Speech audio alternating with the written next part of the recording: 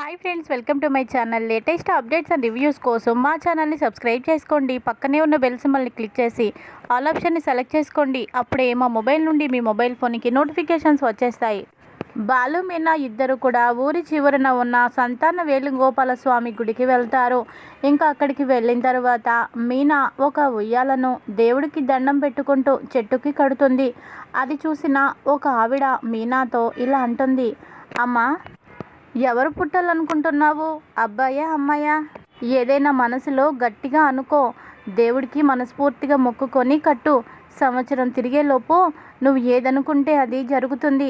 నీ చేతుల్లో పండంటి బాబు కానీ పాప కానీ ఆ దేవుడే పెడతాడు అని అనడంతో ఇక బాలు ఉలిక్కి పడతాడు.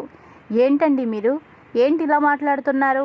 అయినా మీనా అందుకోసం కట్టడం లేదు, ఏదో మా బామ్మ చెప్పిందని కడుతుంది అని అంటే, చూడు బాబు, ఏదో చెబితే కట్టడం కాదు, ఖచ్చితంగా మీకు సంతానం కలగాలని చెప్పే ఆ ఉయ్యాల కడుతున్నారు అని అంటుంది. ఇక తర్వాత బాలుతో మీనా ఇలా అంటుంది, ఆపుతారా కాసేపు?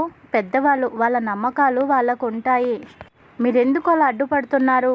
అయినా అమ్మమ్మ గారు కట్టమన్నారు, ఆవిడ ఏ ఆలోచనతో కట్టమన్నారో అందుకే కడుతున్నాను అని అంటే, ఆవిడ ఏ ఆలోచనతో కట్టమన్నదో నాకు బాగా తెలుసు, కానీ అలాంటి పప్పులేమి నా దగ్గర ఉడకవు అని అంటాడు ఇక బాలు.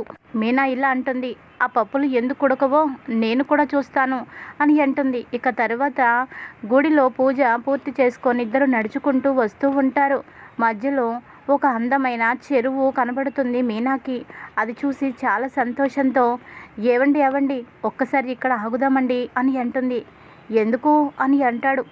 ఏం లేదు, నేను ఏ ఊరు చూడలేదు, అందమైన ప్రకృతి అంటే నాకు చాలా ఇష్టం, ముఖ్యంగా చెరువులు, కలువలు, సరస్సులు ఇలాంటివంటే నాకు చాలా ఇష్టం అని అంటుంది.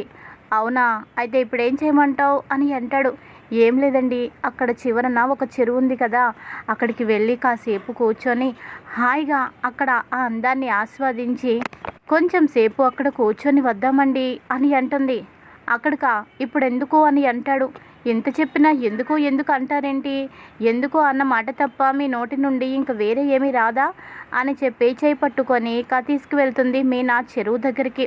ఇక అక్కడికి వెళ్ళాక చాలా సంతోషంతో కళ్ళు పెద్ద పెద్దవి చేసేసి సంతోషంతో ఇలా అంటుంది, ఏమండి, ఎంత అందంగా ఉందో చూడండి, ఆ చెరువు చూస్తుంటే నాకు చాలా సంతోషంగా ఉంది, మనసు ఉప్పొంగిపోతుంది, ఇక్కడ కాసేపు కూర్చుందామండి, నాకు చాలా బాగా నచ్చింది, ప్లీజ్ అండి అని అంటుంది. ఇంకా బాలుకి కూడా మీనా మాటని కొట్టి పారేయాలి అని అనిపించడం లేదు, కానీ ఒక్కసారి చిన్నతనంలో తనకి జరిగిన సంఘటన గుర్తొస్తుంది. చెరువును చూడగానే భయపడిపోతాడు. ఒకప్పుడు నేను తప్పు చేయకపోయినా ఈ చెరువులోనే పడి మా అన్నయ్య చనిపోయాడు. చేయని తప్పుకి 25 ఏళ్లుగా నేను శిక్ష అనుభవిస్తున్నాను. ఈ చోటంటేనే నాకు నచ్చదు. ఈ చెరువు మా అన్నయ్యని పొట్టన పెట్టుకుంది. ఈ చెరువు అంటే నాకు అస్సలు గిట్టదు. ఇదే నాకు శత్రువు. ఇక్కడి నుంచి ఎంత త్వరగా వీలైతే అంత త్వరగా వెళ్ళిపోవాలి అని అనుకుంటూ ఇక జరిగిపోయిన సంఘటనని గుర్తు తెచ్చుకొని మనసులో చాలా బాధపడతాడు. మీనా, ఏవండి, కాసేపు ఉందామండి అని అంటే, చెప్తే అర్థం కదా, నాకు అసలు ఇక్కడ ఉండాలని లేదు, వెళ్ళిపోదాం పదా అని చెప్పి చేపట్టుకొని లాక్కొచ్చేస్తాడు. ఆ సమయంలో మీనా చాలా బాధపడుతుంది. భార్య అడిగిన ఒక చిన్న కోరికను కూడా ఈయన తీర్చలేదు. ఇది డబ్బు పెట్టి కొనే వస్తువా కాదు కదా, కొంచెం సమయం, 10 నిమిషాలు ఇక్కడ సమయం కేటాయిస్తే సరిపోతుంది. నా సంతోషం ఆయనకి ముఖ్యం కాదు. అయినా నేనంటే ఇష్టం లేని మనిషికి నా ఇష్టాయిష్టాలు మాత్రం గుర్తిస్తాడా? నాకు ఈ జన్మకి ఇంతే, నేను శిక్ష అనుభవించాల్సిందే. నేనంటే ఇష్టం లేని వ్యక్తి నా సంతోషాన్ని కోరుకోవాలి అని అనుకోవడం నా పిచ్చితనం అని బాధపడుతూ ఇక ఉంటుంది. ఇక తరువాత సుశీలమ్మ మీనాని చూస్తుంది. అమ్మ మీనా, ఏంటి అలా ఉన్నావు? గుడికి వెళ్ళేటప్పుడు బాగానే ఉన్నావు, సంతోషంగానే ఉన్నావు, ఇప్పుడేంటి ఇలా డల్గా ఉన్నావు? కళ్ళల్లో కన్నీరు కూడా. ఏమైందమ్మా? నా మనవడు కానీ ఏమైనా అన్నాడా? చెప్పు, వాడి కాళ్ళు విరిచేసి పొయ్యిలో పెట్టేస్తాను అని అంటుంది. ఏమీ అనలేదు అని అంటుంది మీనా. లేదు, ఏదో అనే ఉంటాడు, అనకపోతే నువ్వెందుకు ఇలా బాధపడతావు? పైగా కన్నీళ్లు కూడా వస్తున్నాయి, నేను వదలను అని చెప్పి ఇక బాలు దగ్గరికి వచ్చి, ఏంట్రా, నా మనవరాల్ని ఏం చేశావో? ఏమన్నావు? ఎందుకంత బాధపడుతుంది అని అనడంతో, షీలా డార్లింగ్, నేను ఏమైనా అనడం కూడానా? పూలగంప గురించి నీకు పూర్తిగా తెలీదు. చూడటానికి సన్నగా ఊసలాగా ఉంటుంది, కానీ నోరు తెరిస్తే అప్పుడు తెలుస్తుంది. తన మాటలకి అస్సలు అందుకోలేవు. ఎన్ని మాటలు మాట్లాడుతుందో నీకే తెలీదు. అలాంటి తనని నేనేమైనా అనటం కూడానా అని అంటాడు. నాటకాల ఆపరా? ఇందాక గుడికి వెళ్ళినప్పుడు బాగానే వెళ్ళారు, ఇప్పుడు తను ఏడుస్తుంది. ఏంటి అని అడిగితే చెప్పడం లేదు. నువ్వు చెప్పొద్దని చెప్పావా ఏంటి అని అనగానే, అయ్యో లేదు షీలా డార్లింగ్, నేనేమీ అనలేదు అని అంటే, మరేం జరిగిందో చెప్పరా అని అంటుంది. ఏం లేదు, వచ్చే దారిలో అక్కడ చెరువు ఉంది కదా, అక్కడ కాసేపు కూర్చొని వెళ్దామంది. నేనేమో వద్దని తీసుకొచ్చేసాను, అందుకే బాధపడుతున్నట్టుంది అని అనడంతో, ఓ అందుకా? ఏరా, కొంచెం సేపు నీ భార్యని సంతోషంగా అక్కడంతా తిప్పి తీసుకురావాల్సింది కదా. ఇప్పుడు ఇంట్లో కొంపలేమైనా అంటుకుంటున్నాయా? వెంటనే ఇక్కడ వచ్చి నువ్వు వాలిపోయి చేయాల్సిన పనులేమైనా ఉన్నాయా? ఏమీ లేవు కదా. మీ ఇద్దరు సంతోషంగా ఈ ఊరు చూడాలనే కదా నిన్ను ఇక్కడికి పిలిపించింది. నా మనవరాల్ని కూడా ఇక్కడికి పిలిపించింది. అలాంటిది తను సంతోషంగా ఉంటానంటే ఎందుకు ఇలా చేశావు అని అంటే, తెలీదా షీలా డార్లింగ్, ఆ చెరువు అంటే నాకు పడదు, అది నాకు శత్రువుతో సమానం అని అనడంతో, అప్పుడు ఇక గుర్తు తెచ్చుకుంటుంది. నిజమే, నువ్వు చెప్పింది అక్షరాల నిజమే. ఆ చెరువు నీకు శత్రువుతోనే సమానం. తల్లి ప్రేమని దూరం చేసింది, జీవిత శిక్ష విధించేలా చేసింది, అన్నని పొట్టన పెట్టుకుంది. ఇంకా అలాంటి చోట ఉంటే ఇంకా ఏమేం చూడాల్సి వస్తుందోనన్న భయంతో బాలు వచ్చేసుంటాడు. కానీ పాపం ఆ పిచ్చి పిల్ల, తనకి ఇవేమీ తెలియవు కదా. నా భర్త నేను అడిగిన ఓ చిన్నది కూడా చేయలేకపోయాడు, చిన్న సంతోషం కూడా తన వల్ల నాకు ఈరోజు లేదు అని తను బాధపడుతుంది అని అనుకుంటూ ఉంటుంది. ఇక తర్వాత, షీలా డార్లింగ్, నా ఫ్రెండ్స్ 2 రోజుల నుంచి ఫోన్ చేస్తున్నారు, అరగంటలో వెళ్ళి వచ్చేస్తాను, ప్లీజ్ నువ్వు నాకు పర్మిషన్ ఇవ్వా? మళ్ళీ ఎప్పటికో కానీ కలుసుకోము ప్లీజ్ అని అనడంతో, సరే అరగంటలో వచ్చేయాలి, వాళ్ళతో కలిసి మందు తాగటాలు ఇలాంటివి ఏవైనా చేసావంటే అక్కడికి వచ్చి కొడతాను అని అంటుంది.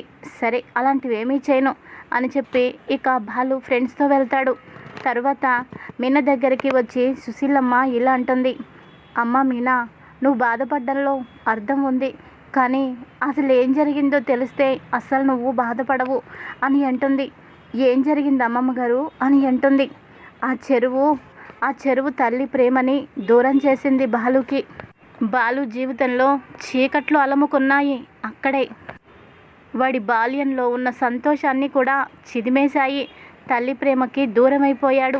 వాడి కష్టాలకి కారణం, బీజం పడింది అక్కడే అని అనడంతో, అమ్మమ్మగారు మీరేం చెప్తున్నారో నాకు అర్థం కావడం లేదు అని అంటుంది మీనా. చెప్తానమ్మా చెప్తాను, అంతా వివరంగా నీకు చెబుతాను. వాడికి చిన్నతనంలో ఏమీ తెలియని వయసులో ఒక హంతకుడు అన్న ముద్ర పడింది అక్కడే అని అంటుంది. ఇక మీనా షాక్ అయిపోతుంది. అర్థం కావడం లేదు అమ్మమ్మగారు, ఏమైంది అని అంటే, ఏం లేదమ్మా, నా కొడుకు సత్యానికి 3 మగపిల్లలు. అయితే 3 ఈ ఊరంతా ఆడుకుంటూ ఉండేవాళ్ళు. ఒకసారి చెరువులో ఈతకని వెళ్ళారు. ఆ టైంలో ఒక్కసారి నీరు ఎక్కువగా రావడంతో ఒడ్డుకి వచ్చేద్దాం అనుకుంటున్నారు 3 కూడా. ఆ టైంలో మనోజ్ ఉన్నాడు కదా, బాలు అన్నయ్య, ఆ టైంలో ఆకతాయితనంగా వాళ్ళ పెద్దన్నయ్యని నీళ్ళల్లో తోసేశాడు. ఆ నీళ్ళల్లో కొట్టుకుంటూ అలా వెళ్ళిపోతూ ఉన్నాడు. అరుస్తున్నా కూడా ఎవరు సాయం చేయలేదు. బాలు చిన్నవాడైనా సాయం చేయాలని ఎంత ప్రయత్నించినా నీరు ఉధృతిగా ఉండటం వల్ల ఇక వాడిని కాపాడటం జరగలేదు. అలా నీళ్ళల్లో కొట్టుకొని వెళ్ళిపోయాడు. చివరికి ప్రాణాలే పోయాయి అని చెబుతుంది. ఇక మీనా బాధపడుతుంది. అందుకనేనా ఆయన వద్దన్నారు అని అంటుంది. అవునమ్మా, అందుకే వద్దన్నారు. కాకపోతే అప్పుడు ఇంకొకటి కూడా జరిగింది. అదేంటి అంటే, తప్పు చేసింది మనోజు, వాళ్ళ అన్నయ్యని నీళ్ళల్లో తోసేసింది వాడు. కానీ వాడేం చేశాడంటే, నీళ్ళల్లో తోసేసింది బాలునే అని ఆ నింద బాలు మీద వేసేశాడు.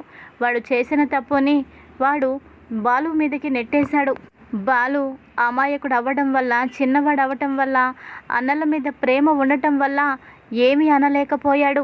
చిన్నతనంలోనే పోలీసులు జైలుకు తీసుకువెళ్లారు. ఈ తప్పు నేను చేయలేదు అని ఎన్నిసార్లు నా కోడలైన ప్రభావతితో చెప్పినా నా కోడలు అర్థం చేసుకోలేదు. తన కొడుకు చావుకి కారణం బాలు అని అప్పటినుంచి ఇప్పటి వరకు ఆ కోపాన్ని అలాగే సజీవంగానే ఉంచుకుంది. ఆ రోజు ఏం జరిగిందో ఎప్పటికీ చెప్పకూడదని బాలు నిర్ణయించుకున్నాడు. ఓ కొడుకు శాశ్వతంగా దూరమయ్యాడు, మరో కొడుకు తప్పు చేశాడు అని ఇప్పుడు నేను దూరమయ్యాను. ఉన్నదల్లా ఒక కొడుకు, ఆ కొడుకు మీదే ఇక ప్రేమ, అభిమానం, నమ్మకం అన్నీ కూడా. అది కూడా లేకపోతే మా అమ్మ బ్రతకదు అని చెప్పి ఇక ఈ నిజం ఎప్పటికీ బయటపడకుండా మా నోర్లు కట్టేశాడు. ఈ నిజం నాకు, సత్యానికి మాత్రమే తెలుసు, ఇంకెవరికీ తెలీదు. అందుకని ప్రభాకి బాలు అంటే అంత కోపం. కానీ ఇన్ని సంవత్సరాల్లో ఏ తల్లికైనా ఏ బిడ్డ ఎలాంటివాడు అన్నది ఏ తల్లికైనా తెలిసిపోతుంది ప్రపంచంలో. కానీ అదేంటో నా కోడలు ప్రభావతికి మాత్రం ఏ బిడ్డ ఎటువంటివాడు అన్నది ఇంకా తెలియలేదు. అది విధి రాత అనుకోవాలో లేదంటే ఈ బాలుగాడి విధి రాత అనుకోవాలో నాకైతే అర్థం కాదు. ఈ ప్రపంచానికి మనం ఎలాంటి వాళ్ళమో తెలియకపోవచ్చు, కానీ కన్న తల్లికి మాత్రం బిడ్డలంటే ఎవరు ఏంటి అన్నది ఓ అవగాహన ఉంటుంది. కానీ బాలువును ఇప్పటికీ ఆ తప్పు చేశాడు అని నమ్ముతూ వాడిని ఇంకా ఇంకా నిందిస్తూ వాడిని దూరం పెట్టడంలో అర్థమే లేదు. ఇంకా నా కోడలు ఎందుకు చేస్తుందో తనకే తెలియాలి. ఆ రోజు ఎప్పుడొస్తుందో, నా మనవడు ఏ తప్పు చేయలేదు అన్న నిజం ఆ ప్రభావతి ఎప్పుడు తెలుసుకుంటుందో చూడాలి. అదే నా కోరిక కూడా. ఎలాగో తల్లి ప్రేమకి నోచుకొని బాలు కనీసం భార్య ప్రేమకైనా నోచుకుంటాడని, మీ ఇద్దరు నా కళ్ళ ముందు అన్యోన్యంగా ఉంటారని, పిల్లా పాపలతో చల్లగా ఉంటారని నేను ఎన్నో ఆశలు పెట్టుకున్నాను. కానీ అది కూడా జరిగేటట్టు కనిపించడం లేదు అని బాధపడుతుంది సుశీలమ్మ. అప్పుడు ఆ దారుణమైన నిజం తెలుసుకొని మీనా ఇలా అంటుంది, అమ్మమ్మ గారు, మీరు దిగులు చెందొద్దు. ఆయన ఏ పరిస్థితుల్లో ఇలాంటి బాధ అనుభవిస్తున్నారో ఇప్పుడు నాకు తెలిసింది. కాబట్టే అత్తయ్య గారిలో కొంచెం కొంచెం మార్పు తీసుకొస్తాను. అసలు ఏం జరిగిందో తెలిసొచ్చేటట్టు చేస్తాను. బాలు మంచివాడు, అలాంటి తప్పులు చేసేవాడు కాదు. ఈ నిజం ముందుగా తెలుసుకోవాల్సింది ఓ తల్లిగా మీరే. తన వైపుగా ఆలోచించి అసలు తప్పేదో ఒప్పేదో మీరు తెలుసుకోండి అని నేను అత్తయ్య గారికి తెలిసొచ్చేలా చేస్తాను. అత్తయ్య గారు, ఆయన్ని ప్రేమగా దగ్గరికి తీసుకునే రోజు ఖచ్చితంగా వస్తుంది. ఆ రోజు నేనే తీసుకొస్తాను. మీరు దిగులు చెందొద్దు అమ్మమ్మ గారు. అలాగే ఇప్పుడు తెలిసిన తర్వాత ఆయన్ని నేను ప్రేమించకుండా ఎందుకుంటానో, ఖచ్చితంగా ఆయన్ని నేను ప్రేమిస్తాను, నా దారిలోకి తెచ్చుకుంటాను, ఆయన్ని పూర్తిగా మారుస్తాను అని ఇక చెప్పడంతో నా తల్లే, నా బంగారు తల్లే, అర్థం చేసుకునే భార్య ఉంటే ఏ భర్త అయినా చాలా గొప్ప అదృష్టవంతుడు. నా బాలు చాలా అదృష్టవంతుడు, ఇంత మంచి భార్య దొరికింది అని చెప్పి ఇక అంటుంది సుశీలమ్మ. ఇక్కడ ఇలా ఉండగా మరో పక్కన ప్రభావతి, మీనాక్షి ఇద్దరు మాట్లాడుకుంటూ ఉంటారు. మీనాక్షితో ప్రభావతి ఇలా అంటుంది, అసలు ఈయన ఏమనుకుంటున్నారు వదిన? నాకు చాలా కోపం వస్తుంది, ఏం మాట్లాడాలో నాకు అర్థం కావడం లేదు అని కారాలు మిరియాలు సత్యం మీద నూరుతూ చెప్తూ ఉంటుంది మీనాక్షితో. అప్పుడు మీనాక్షి ఇలా అంటుంది, ఏమైంది వదిన? ఎప్పుడూ లేని అన్నయ్య గారి మీద ఎంత కోపంగా ఉన్నావు, ఏమైంది అని అంటుంది. ఏమైంది అంటావేంటి? పెళ్ళవుతుంది ఇప్పుడు రోహిణికి, అలాగే మనోజ్కి. మరి కాబోయే కోడలికి బంగారం పెట్టకపోతే బాగుంటుందా? బంగారం పెడదామని ఎన్ని అడిగితే నా దగ్గర డబ్బులు లేవు, ఇష్టమైతే పెళ్లి చేయు, లేదంటే పెళ్ళి ఆగిపోయినా నాకు పర్వాలేదు అని అన్నారు. పెళ్లి చేయడానికి ఇంకా కొంత టైం కావాలి, డబ్బులు చూసుకొని పెళ్లి చేద్దాంలే అంటే నువ్వు నీ కొడుకు ఇష్టం వచ్చినట్టు చేశారు కదా, ఇప్పుడు మీకు నచ్చినట్టే మీరు చేయండి, డబ్బు తెచ్చి నగలు కొనమంటే ఎక్కడి నుంచి తీసుకొస్తాను అని అన్నాడు అని మీనాక్షితో చెప్పడంతో, మీనాక్షి, నిజమే కదా వదిన, అన్నయ్య గారి దగ్గర డబ్బు ఎక్కడిది? నగలంటే ఏమైనా మామూలుగా వస్తాయా?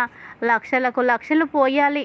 అంతా నీకు తెలిసిందే కదా అన్నయ్య గురించి, తెలిసి కూడా ఎలా అడుగుతున్నావు అని అంటే, అదేంటి వదిన అలా అంటావు? మన పరిస్థితి ఎలా ఉన్నా కాబోయే కోడలికి మనం చేయాల్సిన ఆలనా పాలన చేయాలి కదా అని అనడంతో, అది నిజమే అనుకో, కాకపోతే 10 లక్షల రూపాయలు తీసుకెళ్ళి బ్యూటీ పార్లర్ రోహిణి చేత పెట్టించావు కదా వదిన, ఇప్పుడు నగలు లేకపోతే తను వేరేగా ఎందుకు అనుకుంటుంది? మీరు ఇంత సాయం చేశావు, అలాంటిది మీ గురించి తప్పుగా ఎందుకు అనుకుంటుంది, అర్థం చేసుకుంటుందిలే. అయినా 10 లక్షల రూపాయలు బ్యూటీ పార్లర్ కని ఇవ్వకపోతే ఆ డబ్బుతో నగలు చేయించే వాళ్ళే కదా, అర్థం చేసుకుంటుందిలే వదిన అని మీనాక్షి అనడంతో ఏం అర్థం చేసుకుంటుంది, బ్యూటీ పార్లర్కి ఇచ్చిన డబ్బులు అప్పుగా ఇచ్చిన డబ్బులు తను ఇచ్చేస్తుంది. కానీ కొత్త కోడలికి బంగారం పెట్టాలి కదా, అది అప్పుడే కదా ఆ అమ్మాయికి నా మీద ఆయన మీద ఒక అభిమానం కలుగుతుంది. పెళ్ళే నా పిల్లకి ఏమీ పెట్టకపోతే తను మాత్రం బాధపడదా? నా కోడలు ఎంత బాధపడుతుందో ఏమో, నాకు చాలా బాధగా ఉంది. ఏం చెయ్యాలో అర్థం కావడం లేదు, నా కాళ్ళు చేతులు ఆడడం లేదు అని బాధపడుతూ ఉంటే ఇక ప్రభావతి కూతురు వస్తుంది. అమ్మా, నా గురించి ఒక్కరోజు కూడా ఇంతలా ఎప్పుడు నువ్వు ఆలోచించలేదు. నా గురించి నీకు దిగులే లేదు. ఎప్పుడు చూసినా రోహిణి రోహిణి అంటూ తన జపం చేస్తావేంటి? అయినా నీకు తెలియని వాళ్ళ మీద ఇంత ప్రేమ ఇంత నమ్మకం పెట్టుకోవడం మంచిది కాదమ్మా.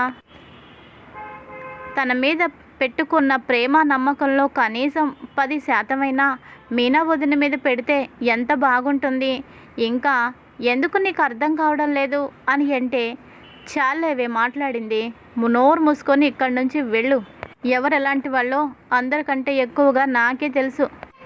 ఒక మాటలో చెప్పాలంటే నీకంటే కూడా నాకు కాబోయే కోడలు చాలా మంచిది. నా కొడుకు మంచివాడు కాబట్టి అలాంటి భార్య వచ్చింది అని పొంగిపోతుంది. ఇది ఈరోజు ఎపిసోడ్. మరి తర్వాత ఏం జరగబోతుంది రాబోయే ఎపిసోడ్స్లో తర్వాత తెలుసుకుందాం. Thanks for watching. Hi friends, welcome to my channel. Latest updates and reviews కోసం